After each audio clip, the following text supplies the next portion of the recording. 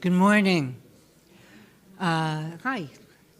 I'm Leslie Maitland, chair of the Amram Scholar Series, and I'm delighted to welcome you today for a special program involving two experts on the controversial topic, recreating humanity, moral choices, and genetic engineering.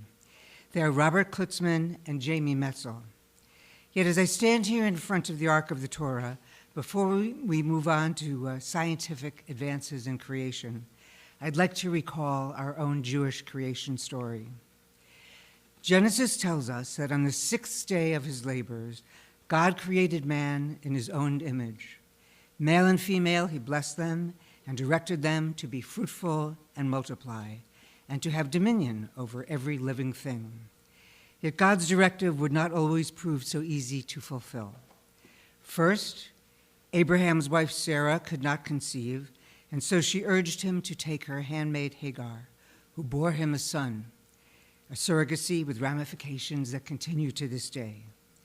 A great surprise, to say the least, with divine intervention, the couple later managed to conceive a son of their own, Isaac, when Sarah was 90 and Abraham 100 years old. Then Isaac too would have troubles with conception. Long into a childless marriage, his wife Rebekah was thought barren, until after decades of pleading with God, she bore him twins, Jacob and Esau. In the next generation, trouble too. Jacob's wife Rachel bore no child for many years, and only after much prayer finally gave birth to Joseph. And then we hear of Hannah, so distraught about her infertility that she couldn't even eat. In weeping desperation, she vowed that if only she had a son, she would give him over to the service of God, and then her prayers were answered. The Torah, with sympathy, tells us story after story of our sad, infertile matriarchs, their persistent hope, and their eventual success. Thus, to use current medical lingo, the original assisted reproductive technology was prayer. And it's an approach that very often still accompanies the newer extraordinary measures we'll hear about today.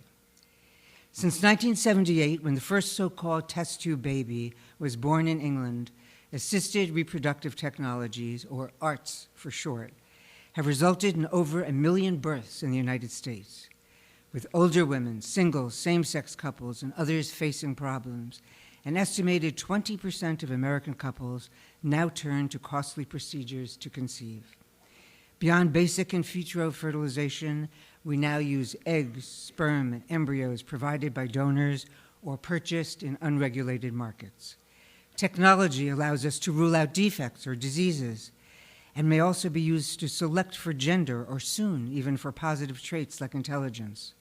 And through gene editing, our experts warn, we may find ourselves actively controlling human evolution with massive unknown implications, both biological and moral, affecting diversity and equity.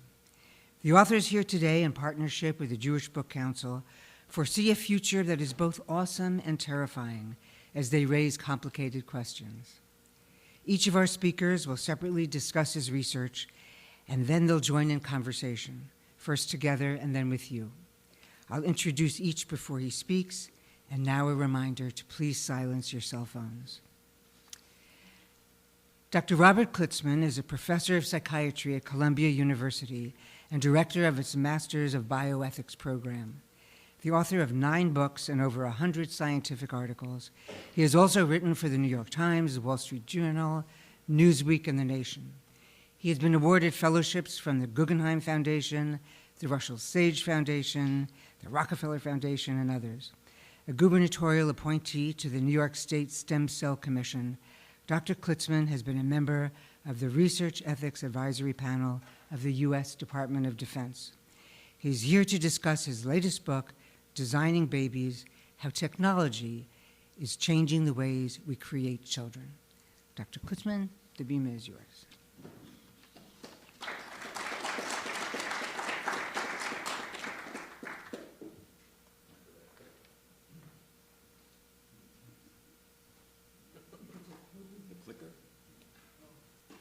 Anyway, thank you very much for that wonderful introduction. Thank you for the invitation to speak here. Thank you all for coming. As Leslie said, these are very important, I think that's it, these are very important issues that are affecting many of us today. And unlike the folks in the Bible who we heard about, our matriarchs and patriarchs, this is often a silent epidemic, if you will. Infertility rates are increasing. Many, many people, everyone in this room knows someone who's had trouble having children, and it often doesn't get talked about. So I'll be talking about some of the issues. And of course, the technology is moving very quickly, as we'll hear about. I thought I'd mention how I first got interested in this. I wrote a previous book called Am I My Genes? Confronting Fate and Family Secrets in the Age of Genetic Testing. And as part of that, I interviewed people who were at risk of different genetic diseases to see, did they want to get genetic testing done? This was just as 23andMe was starting. There wasn't much research on this at the time. And I interviewed several people who were at risk of Huntington's disease, or who had the gene for Huntington's disease. And Huntington's disease, which Woody Guthrie, the famous singer-songwriter, had, who wrote This Land Is Your Land, This Land Is My Land.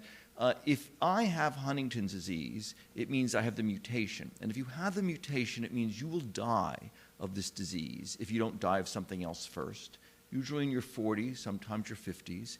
And if I have the mutation, there's a 50% chance that each of my children will have the mutation, and if they have it, they will die.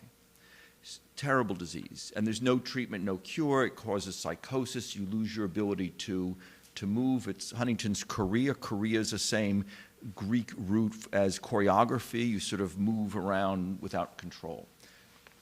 Hopefully with choreography you have control. So I interviewed women who, and men who had the mutation, and a few of the women said the following.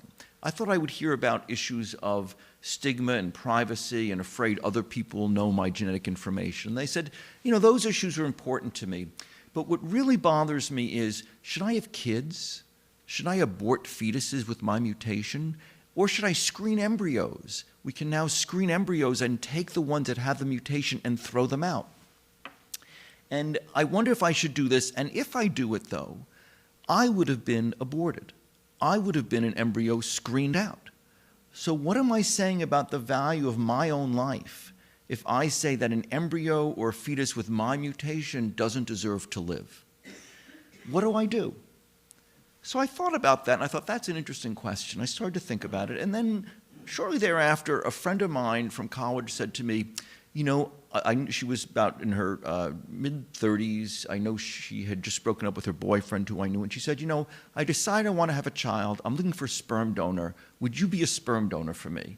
I think you'd be perfect. You wouldn't have to do anything. Just give me your sperm. I'd be in charge of everything. I'd raise the kid. And I thought, that's interesting. Should I do this? And of course, many people we know are doing these kinds of things. There are ads. I teach at Columbia, as mentioned, and every day in the newspaper, the student newspaper at Columbia, there are ads, sell your eggs if you're a young woman at an Ivy League school, earn $50,000. And so I got interested in these issues and decided to do some research on it. Of course, the issue of infertility is an old one, as we've just been hearing about. In every culture, there are important religious and spiritual issues around infertility. People praying, as you well said, for fertility. In literally every culture across the world, there are such images. And of course, in Judaism, as Leslie said, there is the story of Sarah, of Hagar, etc. And at age 90, Sarah having a child. And of course, I would add to the list Moses. And of course, Moses was an adoptee, right? He was given up and put in the rushes and then found. And so there are these origin stories of how we're created as individuals that go deep into Jewish culture and other cultures. And of course, in Christianity as well, I always love pictures of the Annunciation as people tried to figure out how did the Virgin Mary get pregnant. Must have been a ray from God. Of course, one of the biggest images, I'm just going to show this a little bit, in Christianity, after pictures of Jesus himself, are pictures of Madonna and child. And people pray in many cultures to Madonna and child more than to Jesus. In other words, to this maternal-child bond. And of course, we wouldn't be here as individuals. Our species wouldn't be here. No species would exist if it weren't for a strong desire to reproduce. And again, as I spoke to people who are infertile, as was mentioned, 20% of all couples are infertile. 10% of all men are infertile. 10% of all women are infertile. And the number's going up because you now have, like my friend, women who were fertile when they were 30, decided to pursue their education or careers, and now they're closer to 40, and they have difficulty having children. You also have single mothers by choice, like my friend, single fathers by choice, gay couples, gay individuals having children, etc. And of course, in modern art as well, lots of pictures of mothers and children. But things took a turn. Technology came in a big way. 40 years ago, when we had the first test tube baby, Louise Brown, that's her today. Actually, this is her last year with me at an ASRM conference, the American Society of Reproductive Medicine. She's a completely normal person. People were very afraid of test tube babies. And I think one issue is technology is very much a double-edged sword. I think that's one of the take-home messages from today, is that these new technologies can help many, many people, but also pose a number of complex ethical, legal, policy, social, psychological issues. A few years ago, this is Octomom. This is Natalie Soraimani, who had 8 octuplets. The doctor put in 8 embryos. At least 8. 8 became children. She then decided to have a reality TV show. She's living on public assistance at the time, etc. And you also have the issue of the 90-year-old mother and the 100-year-old father is not that far-fetched. This is a woman who last year, just a few months ago, gave birth at the age of 74. She's the oldest woman ever to give birth. She, of course, was able to use her own womb, but an egg from someone else. Her husband, who was 81, had a stroke the next day and went into the hospital, has not been released yet. So there are questions, and these are very real questions today. How old is too old? So we have, and I should say, I ended up interviewing dozens and dozens of IVF doctors, providers, mental health providers in the IVF industry, patients, scientists about these issues, and there are questions when a 50-year-old woman comes in or a 75-year-old man comes in with a new wife and says, we want to have kids, we're having some trouble, infertility goes down with age in both men and women, and doctors wonder, well, the 75-year-old man with his 25-year-old wife are going to give me $50,000 to help him have a kid. Should I just take the money and try to help him, and if it doesn't work, it doesn't work. I'm $50,000 wealthier. Is that okay? What should be the role of physicians or the rest of us as a society in sometimes saying, no, that this is going too far? We now also mentioned, as I mentioned with the case of Huntington's disease, this is an image from pre-implantation genetic diagnosis. So this is a human embryo, and as you know, egg meets sperm, it forms a one-cell embryo that splits and becomes 2 cells in 4th and 8th and 1632, and eventually each of us. Microphone. Okay, well, I'm talking, because you're recording it. Okay, so anyway, this is the embryo. And when the embryo is a bunch of cells, 60, 100 cells, we can remove a few of the cells and genetically test them and diagnose them for anything we want. So we could say we want there are clinics that specialize in just giving people male babies. In many cultures, it's important to have a male. If you're from certain East Asian, Middle Eastern, South Asian cultures, if you don't have a man to carry on your name, you're not macho. There's something wrong with you. And so there are clinics in the US that specialize in just giving people men. We now are able to screen out any gene we want. There are people who have the breast cancer gene in their family, which has a higher incidence among Ashkenazi Jews. And so many people are saying, you know, my mother died of breast cancer, I have the gene. I want to take the embryos with the breast cancer gene and not use those, and just use the embryos that don't have the breast cancer gene so that my children and their children will never have the breast cancer from the genes, from the genetics that are involved. So people are doing this. And so a disease like breast cancer, though, which unfortunately now is an equal opportunity disease and killer, it affects both wealthy and poor people, increasingly is becoming a disease just of poor people, or disproportionately poor people, because wealthier people could screen out the genes from their descendants. And I think that raises a lot of questions about eugenics, as I'll come back to. And part of the issue is the cost of doing whole genome sequencing, the cost of looking at the genetics of a cell has been dropping drastically. So about 17 years ago, the cost of sequencing one person's DNA was $1 billion with a B. And in the past 17 years, the price has gone from $1 billion to $100 million to $10 million to $1 million, and it's now just a few $100s. And that's why testing companies like 23andMe, which are doing a version of genetic testing, are increasing. So as the price comes down, more people are getting genetic testing. I would predict that when you go to your doctors in 10 years, they will all have your genetic information there on the computer. They can say, do you want to know if you have the Alzheimer's gene? I'll press this button. Do you want to know if you have the breast cancer gene? I'll press that button. And of course, we can also screen embryos for these diseases. This, of course, took another turn with Dr. Heijong Kui, who announced about a year and a half ago that he had altered the genes of an embryo and had inserted the embryo into a womb and created children. And this is a process. There are many different gene editing technologies. He used one called CRISPR-9, CRISPR-Cas9.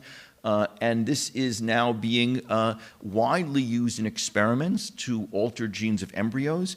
And there is a concern that more children will be created by having altered the genes. What we can now do, in other words, is go in and we can take genes out. We can put genes in. We can add genes for height, add genes for perfect pitch. There's a few genes associated with IQ, small amounts of IQ. We can put those in. And of course, that then again raises questions of eugenics. So this, to undergo IVF costs at least $25,000 a cycle. Most cycles fail, so people need to go through several cycles. So wealthy people who have 50, 75,000 more will, I predict in the near future, somewhere in the world, and maybe not that far from where we now are, in Washington, be able to say, I want to change the genes of my child. And Jamie will be talking about this in more depth. But this raises a number of questions. This was covered in the New York Times and elsewhere. And the world's not clear what to do with this. The WHO and other panels have considered, and many scientists have recommended a moratorium, but there are questions. When will it be safe enough for use? And of course, we now have global reproductive tourism where people can travel wherever they want. If it's not legal here, they can go to Mexico, they can go to other countries where undoubtedly it will be hard to control. And of course, this raises questions about eugenics. So eugenics really started here in the United States. Hitler then, of course, as we all know, took it to horrific ends. But here in the 1920s, as waves of immigrants from Southern Europe and Eastern Europe, Italians and Jews, came over, the good WASPs folks of Kansas and the Midwest decided to have genetics fairs. So when they went to the county fair, there was a prize for the best pumpkin, the best apple, the best carrots, the best pigs, the best horses, and also the best human genome. Cold Spring Harbor Labs, where Jim Watson of Watson and Crick, who won the Nobel Prize for figuring out DNA, started as a center of eugenics, really, for sort of figuring out whose genes were the best. This is a quote from Woodrow Wilson from D.W. Griffith's The Birth of a Nation, saying that basically the whites, the Southerners, were going to rise up and protect their lineage. So it really affected many people who we otherwise think should have known better, like Woodrow Wilson. Again, lots of German propaganda saying that, would you want, this German says, who would want to be responsible for this, carrying a Jewish-looking person and a person with a disability? There were lots of German posters and magazine articles about the German face. But today we have, just to show you, an interesting phenomenon. As part of assisted reproductive technology is we're one of the only 3 countries in the world where you can buy and sell human eggs. So there's only 3 countries where you can buy and sell human eggs legally: Russia, India, and the United States. And here we have websites. This is eggdonor.com, for instance. There's a bunch of them. And you can choose Caucasian egg donor, Chinese, Japanese egg donor, Jewish egg donor, Islamic egg donor, other egg donor. There are drop-down menus. This is egg-donors.com. You choose race, skin color, eye color, hair color, education, availability, state. The prices of human eggs go up with SAT scores. Not surprisingly. This is another website. This is drairy.com. And again, you have pictures of people with the genes that you want. There are sperm donor sites where you pick your favorite actor. You can pick Leonardo DiCaprio, and they have people who they think look like Leonardo DiCaprio as sperm donors. You can pick Brad Pitt, whomever you want. So again, there's a question, just as we had sort of, the German face here, and what is an ideal type, and what are the genetics, and what do we think is desirable in terms of genes. I think this raises disturbing questions that we need to think about. Of course, the popular media has picked this up. There are books, GMO Sapiens, Build a Baby, et cetera. And of course, there's also The Handmaid's Tale, in which, of course, there were women who were forced to bear children for the leading group in the country that was what America becomes, and were forced to become surrogates. Never Let Me Go was a book by Ishiguro that then became a movie, of course, in which the idea is that we create people who can serve as organ donors for others. And we're now doing this. So we now have in IVF clinics debate whether to engage in this, and if so, how much. There are many people who are born, who have a child who has a genetic disease for which he or she needs bone marrow transfusions or blood transfusions or organ donations. And so we're now able to choose embryos that can be an immunological match, an HLA match for that child. So we can design a child who can then be a factory for bone marrow for the existing child, or for the parent. There are parents who have a genetic disease and they need bone marrow, so they can create now a child who we can design, if you will, to be a organ donor, a match, et cetera. So again, the notion of, and this is where Ishiguro got the idea from, but this is very much with us today as a set of technologies.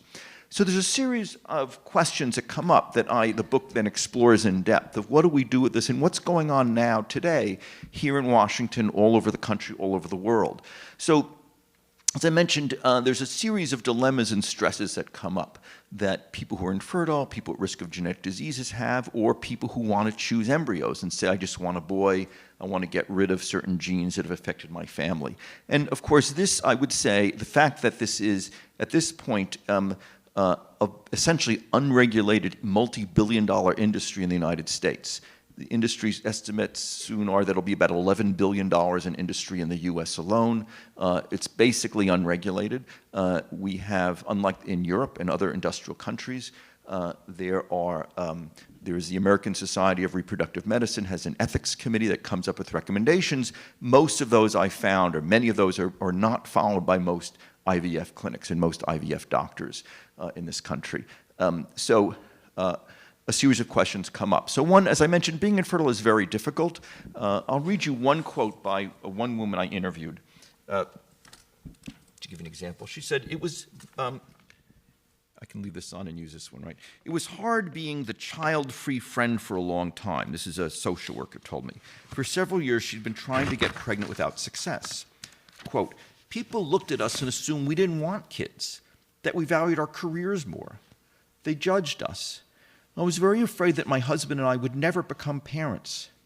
Ever since preschool, I grew up taking care of baby dolls, saying, when I'm a mom, I'm going to blah, blah, blah. I see these assumptions about little kids, that boys will be daddies and girls will be mommies. A friend said, my husband and I are starting to talk babies. That's such a happy feeling as a couple starts to feel that. When having a child becomes hard, it's a huge fall, the death of a fantasy. Every month when I get my period, I re-experience that. There are raw days. Birthdays are among the worst, a reminder that time is passing, you're getting older. I walk through stores envying pregnant women. I think they're gorgeous and glorious. I want to be like them. Other times I see a happy couple, the woman with a big belly, and just hate them. It's totally irrational, but it's like that. I stand in drugstores deciding between tampons and a pregnancy test. I feel a lot of frustration at my body not cooperating with me, not doing what it's supposed to do. So I was very moved by how difficult it is to be infertile, as Sarah in the Bible faced and others. And it creates a lot of difficulties. The question then is, what we now have in the US is an unregulated industry that often takes advantage of that desire. For many people, having a child is a source of infinite meaning in their lives. Many people, I'm sure you all know people who say, having a child has been the most meaningful thing in my life. I have a successful career, but it's really having kids that has given me the most joy. And of course, if you can't have that, it's very difficult. People, though, as we mentioned, 20% of couples cannot have children. What's interesting is it's 10% of men, 10% of women, as I said. Many men don't want to take responsibility for that. So if a couple's having trouble having kids, the man will blame the wife. I call this the Henry VIII syndrome. If you're having trouble having kids, it's your wife's fault. And so a lot of men are afraid that if they're not able to have kids, they're impotent, a bad word. Means they're not macho. They'll often tell their wife she has to go see the doctor, he won't go to the doctor, etc. It leads to a lot of conflict. And also how much to spend on this project. So a lot of couples end up fighting, given that it's difficult. As I mentioned, most IVF cycles don't work. So people often have to go through several, $25,000 a pop. They may end up spending $75,000 on this. And some of the men I interviewed said things like, my wife wants me to sell my motorcycle so she can have a baby. I said, screw that, Couples have emptied out their whole life savings, have taken second mortgages on their house, etc.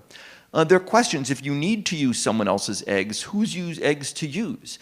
And as I mentioned, there are drop-down menus, and there are debates. Should you choose the one doctor I interviewed just said that he had a patient who wanted a Harvard egg. It had to be a Harvard egg. And he said, well, how about I have an egg from a woman who went to this other major school, Ivy League school? He said, no, it has to be a Harvard egg. And I'll pay whatever it is for a Harvard egg. I'll pay $100,000 for a Harvard egg. And again, I think this raises questions that should make us uneasy about what we're buying. What happens if the kid's not that bright? I'm reminded of the comment made by George Bernard Shaw, the playwright. A very beautiful actress once wrote him a letter saying, "Dear Mr. Shaw, just think, if we get married, our kids will have my looks and your brains." And he wrote back and said, yes, but what if they have my looks and your brains? So you can't predict these things. As Yogi Bear said, it's very hard to make predictions, especially when they're about the future. People may be disappointed. One woman said, I wanted a sperm donor. I went for IQ. I chose a Ivy League person, et cetera, PhD. My kid has Asperger's syndrome, right? He has no social skills. He's bright, but has no social skills. In retrospect, I should have looked for other traits. So again, there are questions, what are we buying, et cetera, and what do we value as a society? There are also issues of freezing eggs. So a lot of women say, I'm 30, I can have children now. I'm afraid, though, I'm working on my career. I'm afraid I might have difficulty in the future. I'll freeze my eggs. And you see ads for this. This, again, is a huge business that's rapidly expanding. Turns out that there's no data on how good the eggs are after 5 years. And there also have been hundreds of thousands of eggs that are lost when the freezer breaks or there's a blackout. And so a lot of people think this is a guarantee. And, of course, there are companies like Google and Amazon and Facebook that now pay for their female employees to freeze their eggs, and this way to entice women to stay working longer rather than have kids. And again, I think people don't realize that there are risks involved. Choosing sperm, too, becomes an issue, as I mentioned. There's a large issue with, quote, renting wombs. So New York State now actually is in the middle of a legislative battle about this topic, which is a lot of women cannot use their own womb. There are gay couples who obviously need to use someone else's womb. In California, there's a huge industry where people go there and women will say, yes, I will carry a child for you. This is illegal in New York and in most states. So in most states, I should say, there are legal hurdles, but are real or potential in most states. There's 10 states where it's legal. Some states it's neither legal or not, which means it's a little bit up in the air. But certainly in New York, Michigan, other states, it's illegal, which means that if I do this in New York State, the woman could decide at any point, you know what, I've carried this child, I'm going to keep the child. And it becomes their child. So the New York State Senate introduced a bill last June to allow this in New York State. Gloria Steinem, the feminist, then came out and said, if you do this, it's going to lead to exploitation of poor women of color. And so the state assembly voted it down. It's now been brought back up. You have an op-ed coming out about this in the next few days. So it's now this month it's being reintroduced. So again, raises lots of issues. I happen to think it doesn't lead to poor women of color being exploited because many doctors, to be blunt, want a more middle-class person who's going to follow diet, be very responsible, be financially stable, but there's no data on this, is just one of the problems. I should say that the CDC, the Centers for Disease Control, collects certain data, or seeks to collect certain data from IVF clinics, but it's voluntary whether clinics give the data or not. And this is a major policy change I think we need. It shouldn't be voluntary whether IVF clinics give the data to the government, number one. And number two, no one's collecting data on who are the women who serve as gestational surrogates. No one wants to know. I spoke at the ASRM, the doctors group, last year and suggested this, and people said, well, but the data won't be very good if you get to ask doctors to give data. Well, the data will be what it is, but at least we'll have some data. Choosing embryos. There are also places that now make embryos for sale. So they'll take a blonde-haired, blue-eyed woman, blonde-haired, blue-eyed man, take their eggs and sperm, create embryos, have a refrigerator full of embryos, and sell them two at a time to different couples. The people who get married, have kids. There actually was a Fox TV show at the moment called Almost Family, the premise of which is unfortunately based on real cases, which is an IVF clinic doctor uses his own sperm to create people. The opening scene of the show is that a young man and a young woman meet at a bar, have sex, then they find out they're in fact half siblings. Leave it to Fox. I mentioned save your siblings. There's finally just a lot of questions about how much is a child worth, and finally, just to come back, there are religious and spiritual issues involved. So a lot of people think, you know, well, I guess I wasn't meant to have a child, or I think I was meant to have a child. And you also have certain very religious groups, Orthodox Jews, who are very wary of a lot of this, and some couples, 20% of those couples are infertile in those communities, will go rabbi shopping to find a rabbi who will agree with what they want. So clearly a lot of issues. I should just say that I think there are clearly underlying ethical issues, the needs for guidelines, improving practice. As I mentioned with gene editing, the status quo, the fact that this is sort of the Wild West as an industry doesn't bode well for our ability to control gene editing in the near future. There's a need for research, education. That's the book. I'd be happy to answer questions. And again, thank you so much.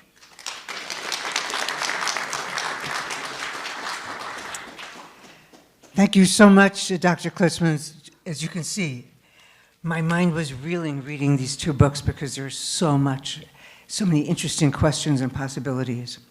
And I hope that you're formulating questions in your minds as well to ask after we hear from Jamie Metzl, our second author, who just returned from the World Economic Forum at Davos. He's a technology and healthcare futurist, a geopolitical expert and entrepreneur.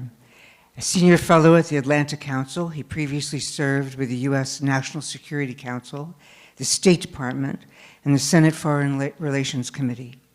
Dr. Metzl is a member of the World Health Organization Advisory Committee on Global Standards for the Governance and Oversight of Human Genome Editing, and of the Brandeis International Center for Ethics, Justice, and Public Life.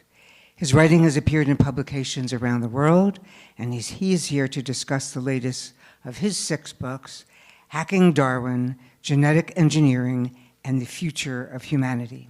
I give you Jamie Metzl.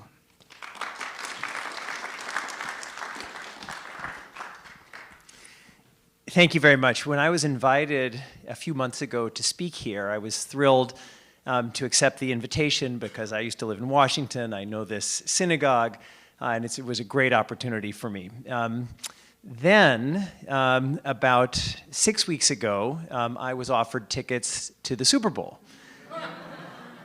And I said, you know, I'm not a huge football fan. The only way I really care about football is if my hometown team, the Kansas City Chiefs, are in the game.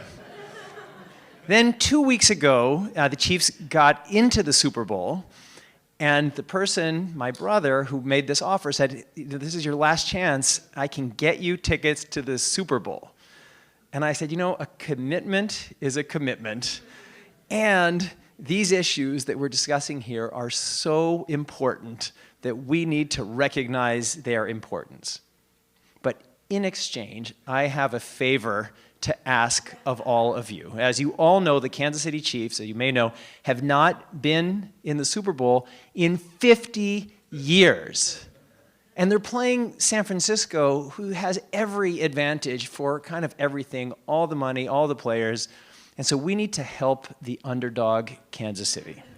And because we are here in this place of worship, I hope that you will all join me in making a special prayer for the Kansas City Chiefs. Everyone just kind of raise your hand in the evangelical way and just make a special prayer for the Kansas City Chiefs. Okay, good. All right, now we can have our talk. Thank you very much.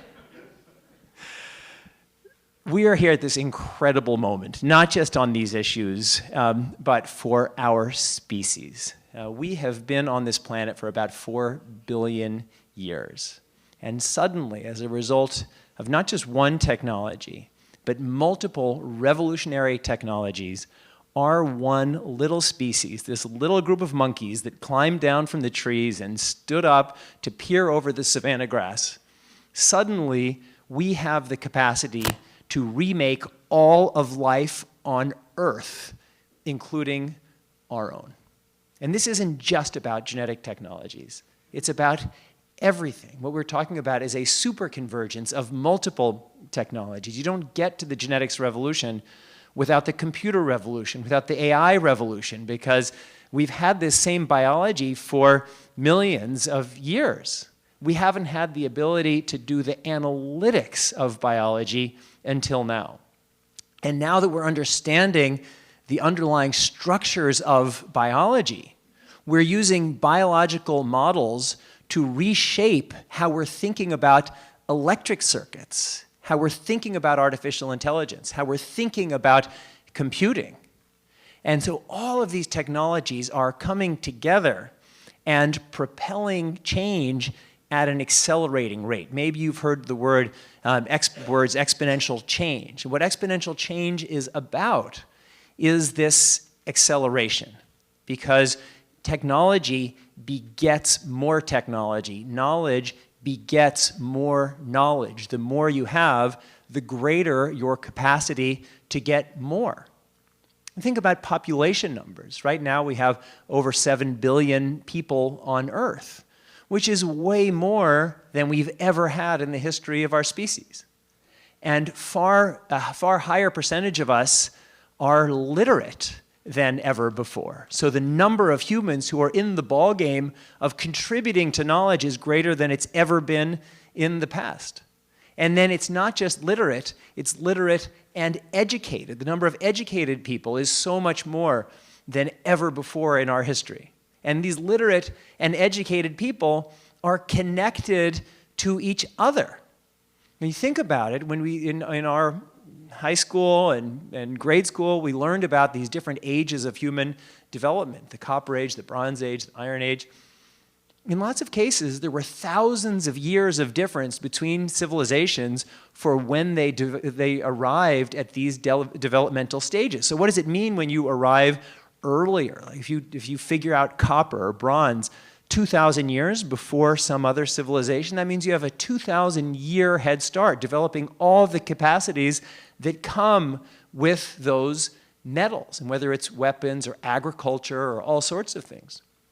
But now, if you are the person who comes up with the equivalent of the recipe for bronze or iron, what do? You publish it. It gets distributed through our networks. And that means the next day, everybody on Earth has access to your innovation. So those people who took 2,000 years discovering something that had already been discovered don't have to waste that time. So every day, our species is starting over with a new starting line. And when we unleash this magnificent brain power, it means that the future is coming far faster than we feel it's coming, because we baseline our internal sense of change on our experience of it. But that makes us too conservative. So this change is coming fast, and it's big. And in this area of genetics and biotech, it's going to change so many aspects of our lives. When Watson and Crick and Rosalind Franklin and others identified the double helix structure of DNA in the 1950s, what they were doing was identifying that the book of life is organized in the double helix. And with the culmination of the Human Genome Project in 2003, we recognized that book of life, of human life, could be read in the A's and C's and T's and G's of genetic code.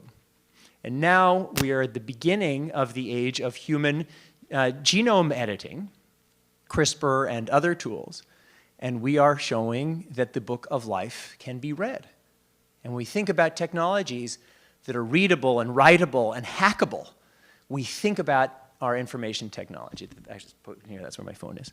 We think about our information technology, and that's the core message. If you remember one thing from my talk, it is that humans, that all of biology is a form of information technology. That's what DNA is. It's code. And we now have the ability to read, write, and hack that code.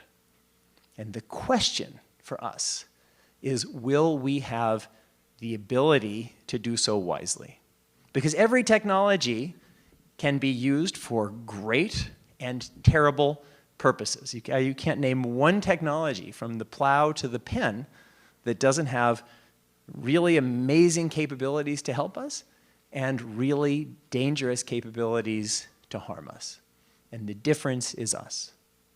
And as Robert mentioned, we are right at the beginning of this transformation, particularly in the application of genetic technologies to our lives. And we'll experience it in three primary ways. The first is through our healthcare. Maybe some of you have heard of precision healthcare, personalized healthcare. And what that means is, traditionally, now we live in a world of generalized healthcare based on population averages. If you go to your doctor, most often, for most things, you're treated based on the fact that you are a human. And we have standard models of what it means to be a human. And when our regulators are deciding what drugs to approve or not approve, they do it based on population averages. If you have a cancer drug, for example, that works in maybe, let's call it 60% of the time, well, then that's actually pretty good. And then it gets used, and doctors use a trial and error approach. Well, we're going to try this. If it doesn't work, we'll try that. But it's all based on this generalized medicine model based on population averages. Our world of precision or personalized healthcare is based on each person's individual biology. And that means when you are treated, you're not treated because you're a human, you're treated because you're you. And when your doctor is now and in the future increasingly going to be prescribing treatments based on you being you, he or she is going to need to know who you are on a biological level. And there are a lot of things that they're going to access: biometric information, family history, your personal history. But the most important foundation of your electronic health records, and therefore of your treatment, will be your sequenced genome. And we're all going to have, and Robert showed the economics of this, we're very soon all going to have our sequenced whole genomes as in our electronic health records. Very, very soon it will just be part of being a human. Right now, when an average child is born, everybody certainly in this country, you get the heel prick blood test to test for a small number of conditions, with the cost of genome sequencing trending toward basically negligibility. Everyone's going to have a whole genome sequence either before or soon after their birth. And that means we're entering a world where there are going to be billions of people whose genomes have been sequenced. We'll have these massive databases and data sets of people's genotypic information and life phenotypic information. And we will use our tools of AI and big data analytics to increasingly crack the code, not just of human genetics, but of human systems biology. And with that, we're going to very quickly transition from our world of precision healthcare to predictive medicine, healthcare, health, and life. That we will be able to make probabilistic predictions about our future health status, about our future capabilities, traits. Do we or do we not have the potential to win the 100-meter race in the Olympics? We will be able to know that from birth. And any country that is trying to focus its resources toward winning, let's just say make it this one specific goal, toward winning the 100 meters in the Olympics would be insane to waste 1 penny allowing somebody who is not genetically optimized for that goal to enter their most elite training programs. We're going to have information that will be, again, probabilistic, not predictive, probabilistic, that will tell us about issues like the genetic foundations of personality styles, of intelligence, or not intelligence, that's a mistake, IQ, and a lot of other information, because we don't have a healthcare genome. We have a human genome, and it has a lot more information that has nothing to do with healthcare. Second transition is going to transition us, our experience of genetics outside of the realm of healthcare. Right now we think of genetics and we associate it with healthcare, but that's going to change, and that's already changing. When you send in your mouth swabs to a company like 23andMe, when you hear about your genealogy, your ancestry, that has nothing to do with healthcare.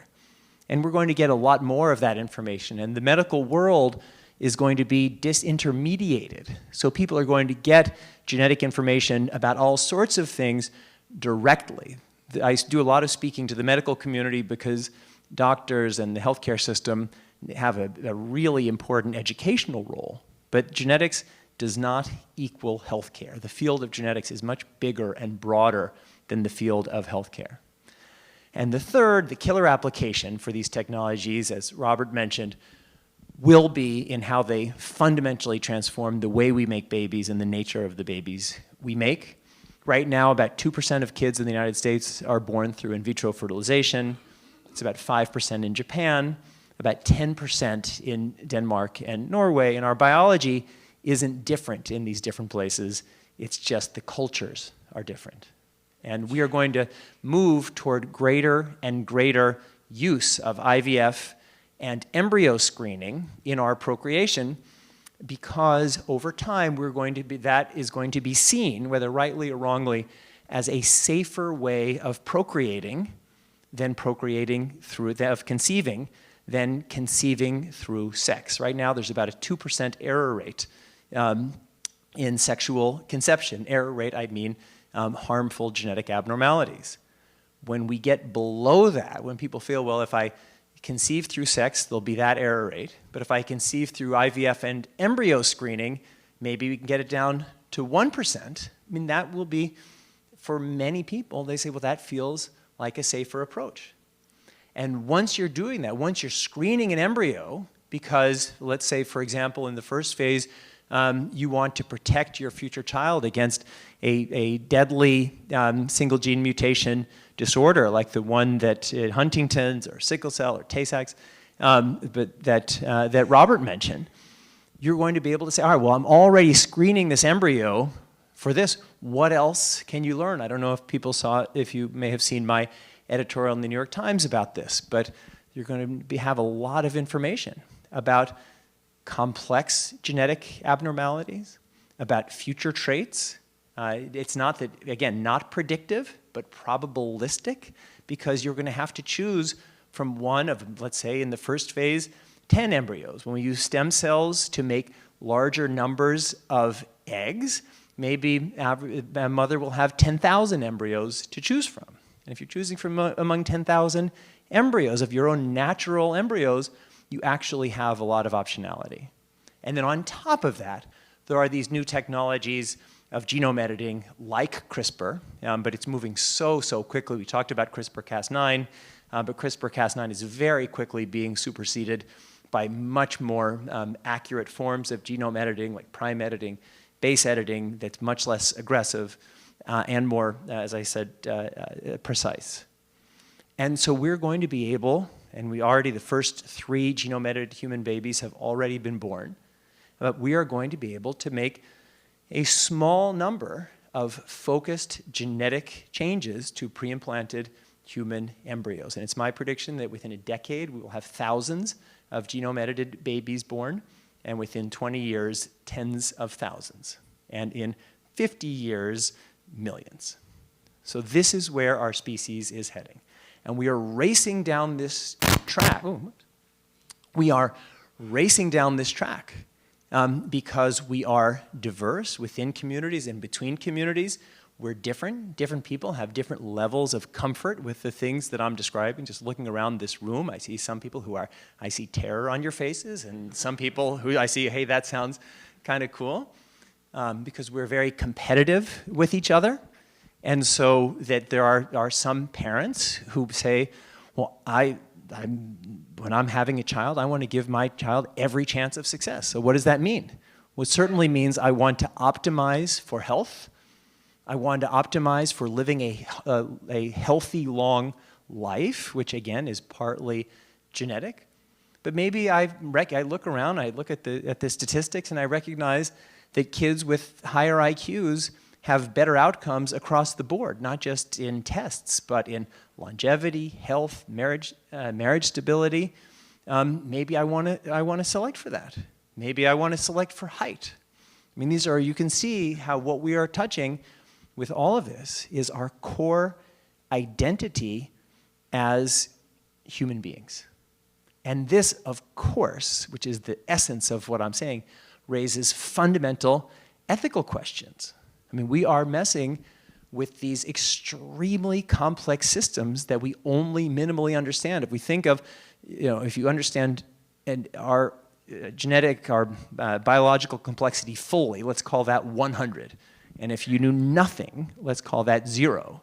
I would say we're at maybe 3 or 4, meaning we understand maybe 3 or 4% of the total complexity of our biology. So it's a pretty big deal with a 3 or 4% knowledge that we're going to go in and start changing. Imagine if you're the person fixing your car said, hey, I'm going to fix your car. I have a 3% understanding of how the car works. You'd say, like, hey, be careful. And that's true here. Equity. Who has access to these technologies? Robert mentioned that in his remarks. I mean, this is really serious stuff.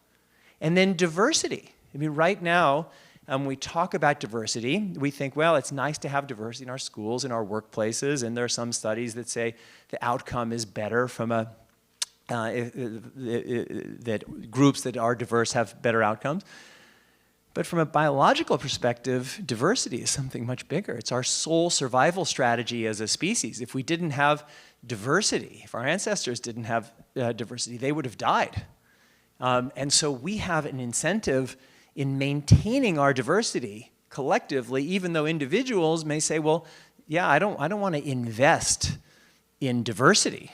Like if you get rid of Huntington's chorea, you are limiting human diversity. You're certainly helping the people who are carriers of that abnormality. But let's say we eliminate sickle cell disease. People who are recessive carriers of the sickle cell mutation actually have increased resistance to malaria, which is one of the reasons why that mutation has survived for so long. So we can't fully appreciate all of the diversity that we may need in the future, and some of that diversity may be harmful to individuals now. So are we going to be able to ask people, hey, we're asking you to maintain our species diversity even though it will create or could create a potentially deadly risk for your children or grandchildren. And so all of this, these issues are racing toward us, and we aren't ready. The reason why I'm doing the work that I'm doing, the reason why I've written this book, is it's my belief that we can't let this conversation happen the way that the GMO debate happened. In the GMOs, in the 1970s, there was this very powerful technology. The scientists recognized its potential for good and for bad. They they developed standards in a place called Asilomar. They were the right standards. They reached out to government, talked about regulation. The regulations were set. The regulations worked, and that's why today it is completely safe for humans to consume GMO crops. There hasn't been a single piece of evidence ever that suggested that consuming GMO crops is less safe than consuming non-GMO crops. And yet, not a single person thinks that because the public conversation was lost. The scientists did the right thing. The governments did the right thing. They didn't bring the public along. If a small group of even the best intentioned experts make even the wisest decisions on behalf of everybody for how these powerful technologies should be used, the result will be disaster. What we need is what I'm calling a species-wide dialogue on the future of human genetic engineering. We need to bring everybody together into this conversation that can then lead to local and national and global norms that can underpin regulations and laws. As Leslie mentioned, I'm part of the World Health Organization International Advisory Committee on Human Genome Editing, and what we're trying to do is outline this kind of process, but this is much bigger than us. I'm also working with the Vatican on these issues. But what we need is everybody to be involved. And that is where it comes to all of you. Because you can't just say, oh, this is an interesting talk, this is an interesting subject, and that's that. What we're talking about is your future, the future of your children, your grandchildren, and our species. And that has to be up to each of us. And so my mission to you is to not to say, hey, that was an interesting talk, but is to say, this is really important. And what can I do? What can we all do? And here's what I think that you can do. One is to educate yourself on these issues. I certainly have written my book to make that easy. I want it to feel like it's a beach read kind of book, and I'm a novelist, so I wanted to give that kind of novelist storytelling, not the kind of boring important science book feel that some, not Robert. Robert's is also a great book. And once you're educated, when basically you're just educated now, then everybody is the hub of something. And whether it's your family, whether it's your people in your faith community, whether it's your book club, whomever it is, everybody is part of a network. And then you need to engage those people in your network exploring some of these questions. And then you need to say, all right, now everybody in my network, you now are the hub of something else. Because this future is coming so much faster than nearly all of us understand or appreciate. And the difference between this wonderful outcome that we can all imagine, where we use these technologies to enhance and expand our humanity, to help people live longer, healthier, more robust lives, to cure terrible diseases, and using these technologies in ways that will tear us asunder and destroy our ecosystem, the difference is us and our engagement and our values. And that's why, again, that's why I'm missing the Super Bowl. That's why I'm here, but I hope you'll make this count. So thank you very much.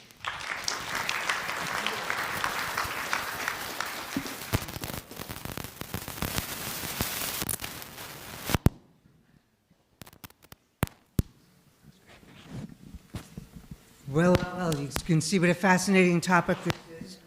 And we'll shortly open the conversation to questions from the audience.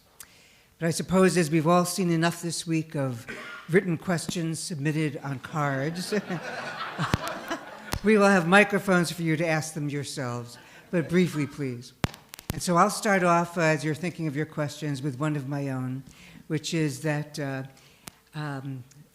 having read both of these books, I would be hard-pressed to tell you which of the two I read this in, or maybe both, because it was so interesting.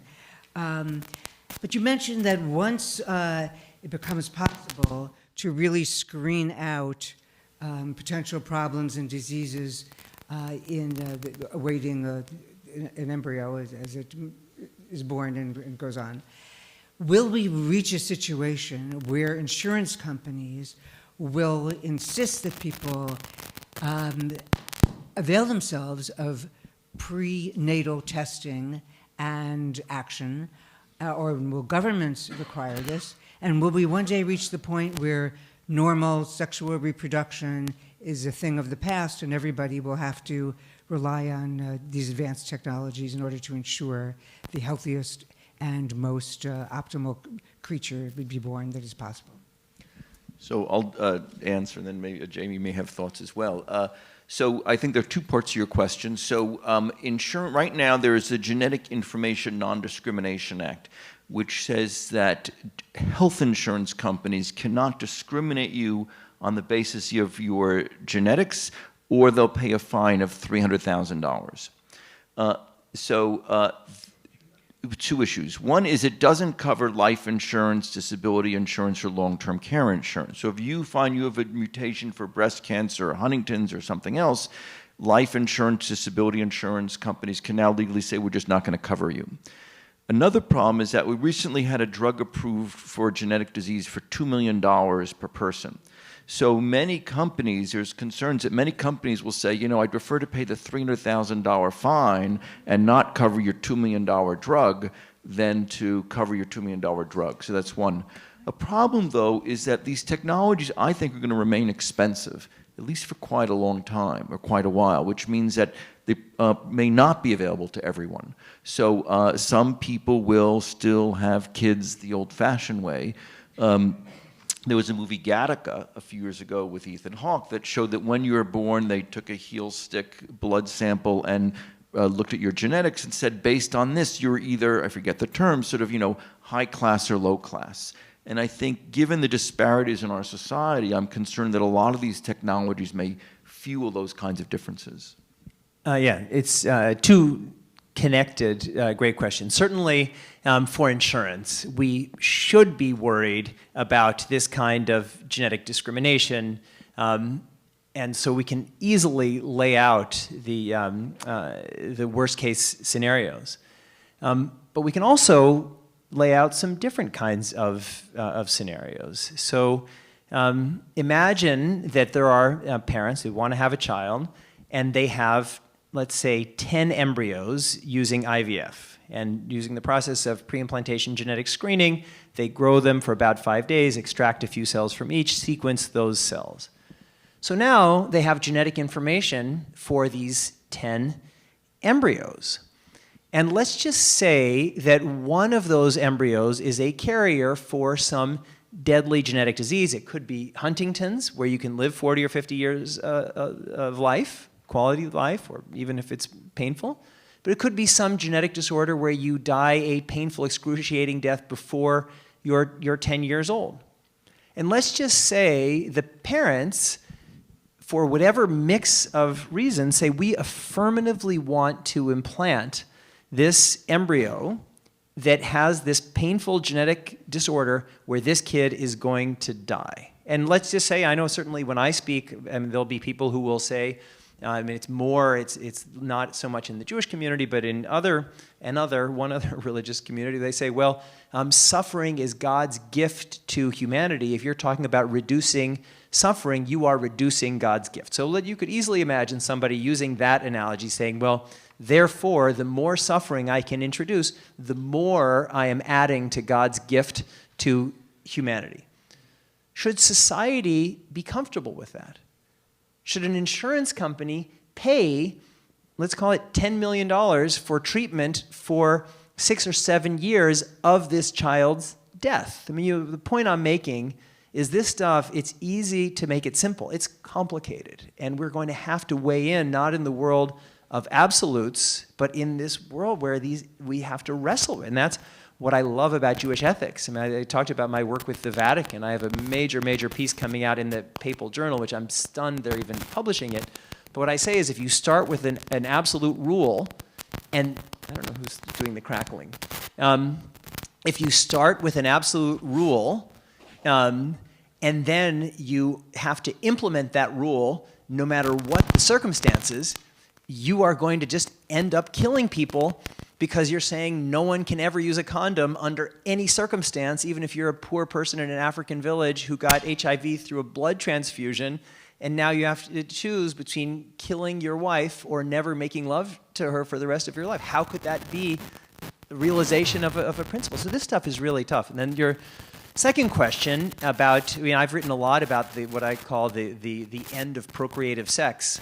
We are, I think, over decades and maybe centuries, I think we are moving toward not a full end, but a significant end to conception through sex. We'll still have sex for all the other great reasons that we have sex most of the time, but I think that conceiving through sex will, in not too far into the future, be seen as a very natural way of bringing danger to your children. Just like not immunizing your children is much more natural than immunizing your children, but we're not lauding those people. We're saying that you have made an ideological choice to confer risk across generations.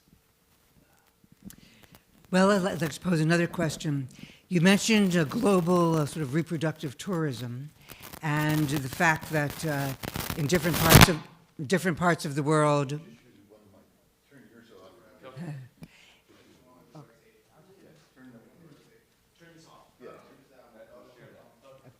in different parts of the world, you've mentioned that different things are permitted, that only India, Russia, and the U.S. permit the sale of eggs, that in some countries, in Islamic countries, I believe you said the donor sperm is not permitted, and in the United Kingdom, children are allowed to know the identity of their donor at age 18, but not in this country. So there are so many discrepancies around the world, so many practices condoned here but not there, and so many sort of rogue experiments that go on, as you indicated, in China. How the heck is anyone going to normalize this? Will there be global standards? Is there a way to create a red line that scientists will not cross in terms of cloning or creation? Where do we stand? We can't even do nuclear arms. How are we going to stop this? Let me go first, then I'll hand to Robert, because I'm working with the World Health Organization on exactly this topic. So right now, it is a kind of a free-for-all. There are some countries like the United Kingdom that are really well and smartly regulated. There are some countries like the US that are kind of somewhere in the middle. And then there are other countries which have a total genetic free-for-all. And unlike nuclear technologies, where you really needed a lot of state-style capabilities to develop nuclear weapons or even nuclear plants, this is technology that is very widely distributed, and you don't need a state in order to do all of this. As a matter of fact, when I was on a panel at the World Science Festival with Jennifer Doudna, who's one of the inventors of the CRISPR-Cas9 system, and I made this little, what I thought was a clever joke, that if you invent the CRISPR-Cas9 system, you get the Nobel Prize, as Jennifer will, but if you apply it, you only get an A in your high school biology class. And then afterwards, this woman came up and said, I didn't want to contradict you, but I teach high school biology, and if you apply CRISPR-Cas9 to edit DNA in my class, you only get a B. You have to do more to get an A. But it's true. I mean, this is distributed technologies.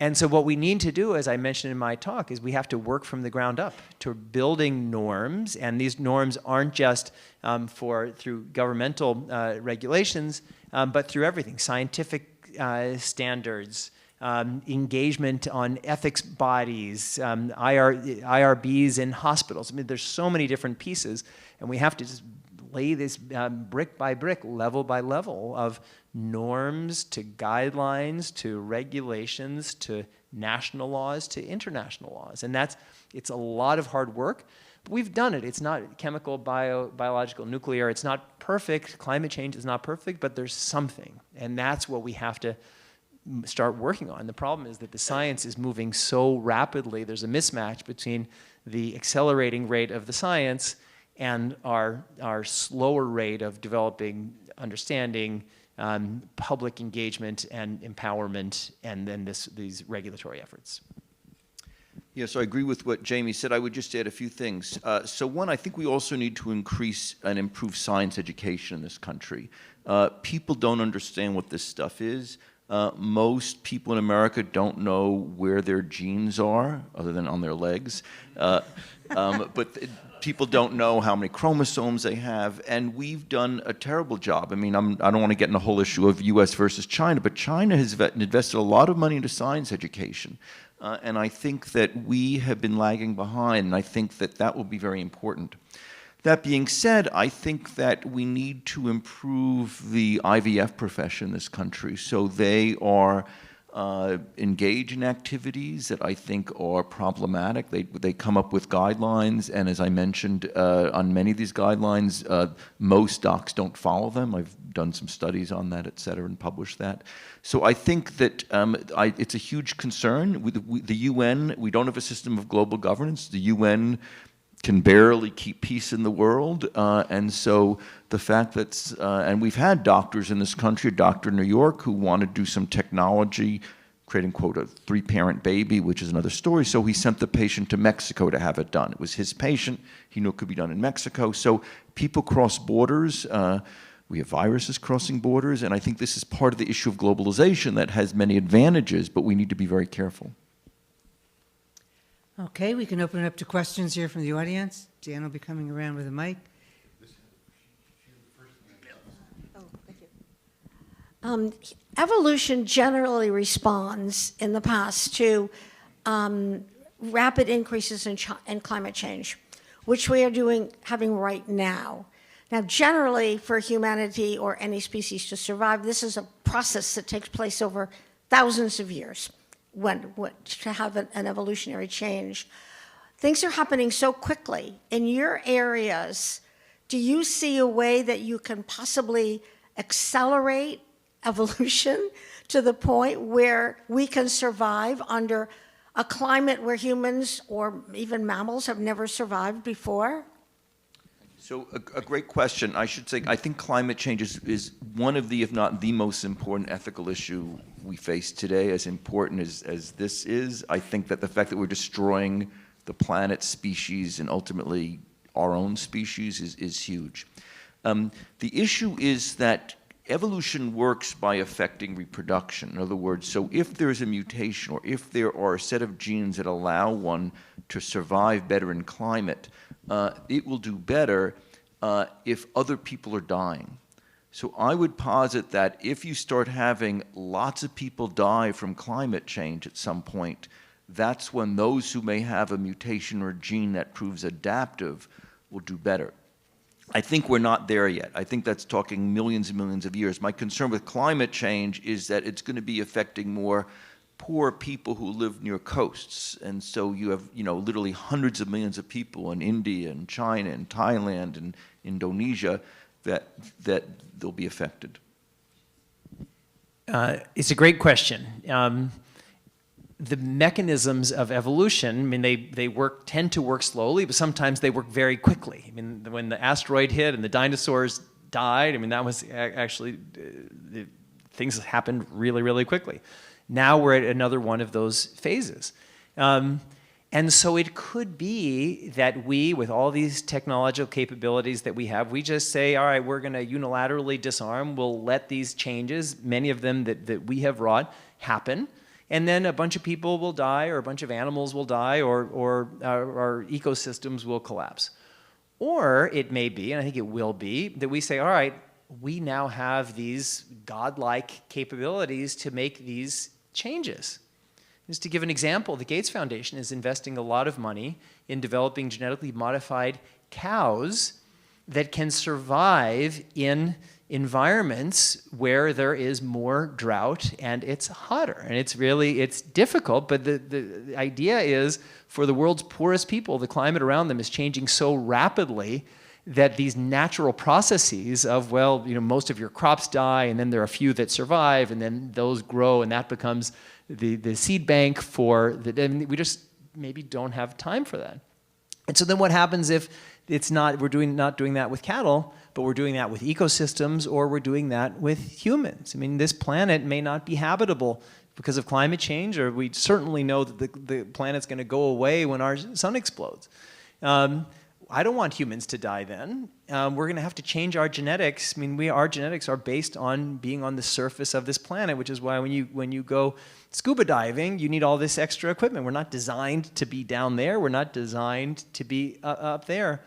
So we're going to have to make changes. And the question is, can we do it wisely? Can we do it judiciously in ways that can help us and not hurt us? But these changes are certainly coming. My question has to do more about the kind of the immediate future of some of these technologies. 17 years ago, when I used a donor for an IVF conception, that individual was guaranteed anonymity. Flash forward to the present, and my son's half-brothers using 23andMe know who that donor is. And so I wonder about the impact on the availability of donor eggs and donor sperm in this era. Now, perhaps in the YouTube and Facebook era, anonymity is less important to this generation than it would have been to me. But I still worry about the diversity of donor sperm and donor eggs, given these kind of different trends in technologies and social media. A great question, thank you. I talk about this in the book quite a bit, but basically because of 23andMe and other direct-to-consumer genetic testing companies, anonymity of donors is gone. So you read about people finding out they have 150 siblings and et cetera. There's a man in England who's fathered 800 children and hopes to get to 1,000. This raised a lot of questions. The ASRM says that it's okay to use donor sperm, just don't create more than, I think, 25 children in a population of 80,000, because the people may end up meeting, getting married. I don't know how they came up with that number. Only a few months ago did ASRM say for the first time we need to keep permanent records of who we use as donors. Before that, there was no need to keep any record whatsoever. I think anonymity is going to disappear. I will say, however, the good side is that it turns out that when Great Britain, as mentioned, got rid of donor anonymity for eggs and sperm, the number of sperm donors dropped, but then went back up. So I think that I don't see a problem in the long term. I think it's a reality, and that there are people who will still want 18-year-old girls or 21-year-old girls for whom $50,000 to do this is a lot of money. I recently met a young woman at a party, and she asked what I was doing. I mentioned the book. She said, "Oh, I've been an egg donor several times." I said, "Really, why?" She said, "Well, I wanted to buy an apartment in New York." And I knew her doctor, and her father. I said, "Well, your father's your doctor. Couldn't you have him buy you an apartment?" "I wanted a better apartment." So companies know this. They're going after young women, and for whom that's a lot of money. Is there a health hazard for the egg donor? There is, thank you. So there's about a 3% chance of problems from hormone injections. It's called ovarian hyperstimulation syndrome that could lead to serious medical problems. And unfortunately, a lot of donors don't realize that. The informed consent is not very good. So I think the world's changing again because of technology, and I think we'll have to get used to it. But I don't see that as being a big problem going forward. I'll just add just one quick point is that we have this traditional model, which isn't entirely traditional. We haven't done it forever, of what a pairing looks like. And traditionally, it's a man and a woman, and they come together and they do these things, maybe get married and have kids and raise those kids. And what we're seeing is basically a disaggregation of that thing into a bunch of different parts. And everyone, you can add a few parts together. You can have a life partner, but not kids. You can have kids without a partner. You can give eggs, give sperm, get eggs, get sperm. So basically, this thing that we, at least in the last couple hundred years at least, have seen as one thing is now a mix and match. And that's why there's this conceptual divide between people like the Catholic Church who are saying, no, it's this one thing, it's called marriage, and everything exists within that sphere. And then there are other people who are on the other end of the spectrum and say, like, no, I'm going to break it up into all these parts, and I may want this part, and it's my absolute right. And then there's a public question about, well, what role does the state play in mediating what people can and can't do and how far they can go? I was thinking as you were talking, Mr. Metzl, about the eugenics program 125 years ago. And it was also, who is the best, who's the brightest, and that led to Hitler, a lot of that, the Übermensch. But being very intelligent is really only one part, because most CEOs hire very intelligent people. It's not that they're the brightest guy in the room. And I just don't, I think it's one facet of it. But not the I think it's a great question. As Kopeikin, your first name? Robert, that's what I thought. It's Robert Kopagan. Robert Kopagan is also from Kansas City, also a Chiefs fan.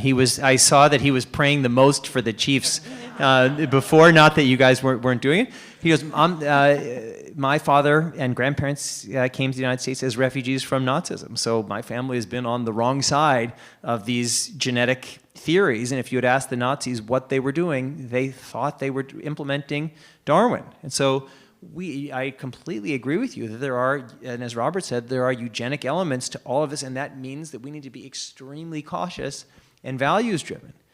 But using the example that I gave before, that something could be labeled eugenics doesn't necessarily mean that it's wrong. I mean, just using that thing, 10 embryos, one of them has a deadly genetic disorder where that kid is going to suffer and then die. Is it eugenics to say, well, we're going to pick, we have to pick, because we're already having a kid through IVF and embryo selection, we're going to pick among those 10. And is it eugenics to say we're not going to pick the embryo with that disorder? My personal view is yes, it's eugenics, and no, it's not wrong. And I think, again, it's the same point I was making with the Catholics. This stuff is really complicated. And one of the reasons why Jewish ethics is so valuable is we establish principles, and then we say it's really tough. And we empower individuals to be part of the process of wrestling with these issues. And so just to say that we may want to do things that could be labeled eugenics doesn't mean that we're supporting a slippery slope to hell or a genetics free-for-all. It means that this is really tough, and we need infrastructures like the work that you do that help us balance these competing interests and make sure that we don't destroy our humanity in the name of enhancing it. In fact, I just want to add that in one of the books, there's a discussion of the possibility that in the future people will be able to change their skin color, so that in a world where we're now grappling with so much racial tension, what will that mean? Will people decide everybody will be purple or something? So eugenics in Greek means good genes, basically. So we have names like Eugene or Eugenia, right? It's the same root. And I would argue that, and many people choose a spouse, saying, that's who I want to have kids with. They choose a spouse for other reasons as well, often, of course. So it's really how we use it. And I think we need to sort of think through examples and think through ethically, what are the risks? What are the benefits? What are people's rights? What's fair in terms of justice? One of the problems, and another problem, is there's a lot of money in this industry. So one issue what Dr. He Jiankui did in China, for instance, he rushed ahead thinking he was going to win the Nobel Prize. He hired a publicist. And when he cut out the genes, again, these technologies have been called genetic scissors. We're sort of cutting out genes and can change them. He cut out too much, it turns out, right? And of course, we don't know enough about genes. So if you jump ahead too quickly and cut out too many genes, take out too much of your DNA, we don't know what the risks are. So I think not knowing the risks should make us cautious. Doesn't mean don't do it, but we need to be careful about when things are safe enough. Okay, last question. Hi. I'm curious around the political implications of some of what you're talking about. So currently we are under an administration that makes even selective kinds of anomalies very difficult in terms of restrictions for women to make choices around their own families. It is not difficult to see different state legislatures trying to impose that at the embryonic phase, which has huge ramifications for ART. And so I'm just sort of thinking about, these are really interesting kinds of conversations, but we have this political reality that might make them very moot, at least in this country. Yeah, so great question. So there is, as you know, sort of an embryonic personhood movement that embryos are people and therefore you shouldn't do a lot of this stuff. On the other hand, when I've had conversations with the people who developed embryo screening, PGD, they said, I asked them, were you afraid of the religious right? And they said, yes, exactly. When we started this, we were very afraid of the religious right. But what happened is the religious right loves the idea that if you can afford to buy better genes, go for it. In other words, there's something sort of libertarian, almost eugenicsy on the right that sort of likes the idea that if you can have the money to choose your genes, that's good. So So I think that's why there's not been more political push in this country. The other reason is, I think, because we don't have national health insurance. So, for instance, there's an epidemic of twins because a lot of people in this country, when they undergo IVF, think I'll have 2 kids for the price of 1, so to speak, and it's been a problem. It turns out 45% of twins have medical problems. They end up in neonatal intensive care units. They're born premature. That's not known or talked about much. In Europe, though, where there's a national health system and they have to pay for lots of kids in neonatal intensive care units, they have said, we'll only, but they cover IVF, we're only going to pay for single embryos to be transferred, not 2. And so there's been a decrease. So I think part is the larger system of what's the national health insurance, who's paying for this. The fact that this is still largely out of pocket means that insurance companies are not applying pressure to have things done more carefully. So you're absolutely right. There's a larger political and institutional and regulatory system. Unfortunately, it's still a free-for-all for all these reasons. And just to add, I agree with everything that Robert said, and I agree with you. All of this exists within a political context. I mentioned earlier that I think the UK has the best regulated environment on these issues. In the United States, we can't even have the conversation because when anything touches what feels like abortion, then everyone scurries behind their barricades, and the politicians get scared. So we're going to have all these different countries using different regulatory approaches, and we're going to see what happens. The paperback version of Hacking Darwin is coming out on April 7th, and in it there's a political guide. There's a reader's guide and a political guide for exactly this reason, and we have a whole campaign of sending it to the candidates, and the hardback version we made available for free to any member of any national parliament of any country in the world who requested it, because this is a political issue. It will become, over coming decades, the political issue. And that's, for me, why I feel so much urgency, is we have an opportunity now, before people are marching with the pitchforks, to have an informed, thoughtful conversation about the best way forward. But right now, I talked about genetically modified organisms, GMOs. It's hard to have a meaningful conversation because when I tell people what I told you, there's no evidence that consuming GMO crops is unsafe for humans, and which there isn't. People get so agitated, like all the researchers in the entire world for the last 40 years, they've all been paid off by Monsanto, and they say, well, no, how could that possibly be? You can't even have the conversation. So what's it going to be when the issue is not GMOs, but GMHs? And the era of GMHs has already begun. Well, thank you both for this truly fascinating discussion. I think you stay your seats one more minute. I just want to say that I think we're going to need prayer not only for the Super Bowl, but to pray that all of this technology moves in the right direction. Before we adjourn, I would just like to invite you all to our next Amram Scholar Series on Sunday, March the 1st at 10:30 a.m., which will focus on an easier means to alter identity, because Professor Kirsten Firmaglick, who teaches history and Jewish studies at Michigan State University, will discuss her new book, A Rosenberg by Any Other Name, A History of Jewish Name-Changing in America.